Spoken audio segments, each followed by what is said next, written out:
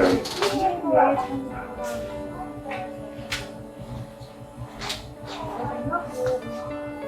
Sascha, David, Jenny.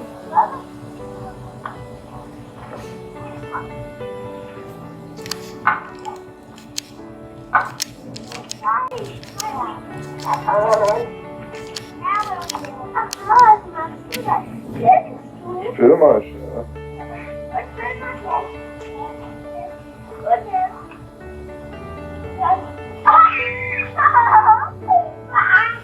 Mach mir das nicht.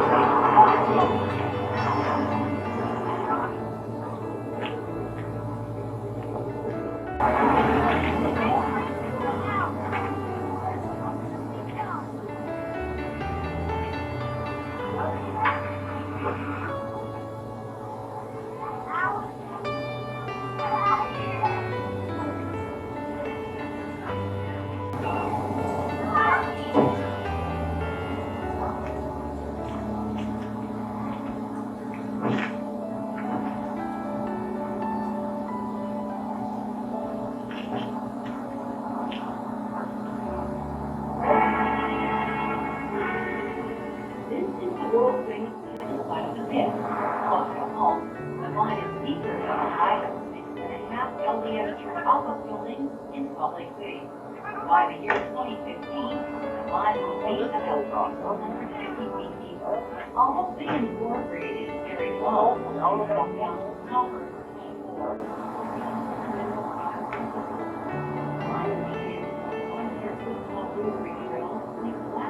No flat.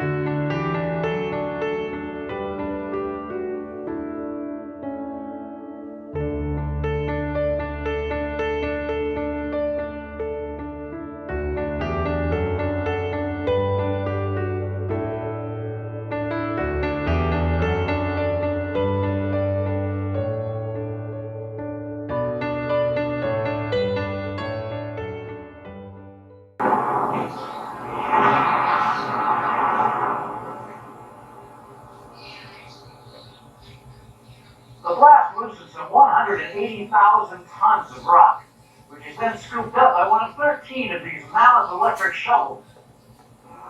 These shovels are strong enough to lift the equivalent of 30 automobiles in a single pass, about 60 tons. The rock is then loaded into a 240-ton truck, roughly the size of a house. The traffic control computer tracks this entire operation, telling each truck what shovel to get ore from and where to take it. Most of the copper-bearing ore is then delivered to the huge gyratory crusher in the pit, where it's reduced in size to 10 inches or less. The crushed ore is transported 5 miles on conveyor belts, including a 3-mile column, and deposited in a stockpile near the concentrator north of Copperton. At this point, the ore contains less than 1% copper. Here's the concentrator. The ore is pulverized in these massive mills until it's ground into a fine powder. Ground ore is then mixed with reagents, which cause the copper, along with gold, silver, and other metals, to adhere to these bubbles in the flotation cells. The bubbles that float off then are collected as a concentrate, containing 28% copper. The barren ground rock is called tailings and is transported 13 miles via pipeline to the storage pond near Magna. The concentrate is then pumped 17 miles to the Garfield smelter, located on the south shore of the Great Salt Lake. Here, it undergoes a 2-step smelting process.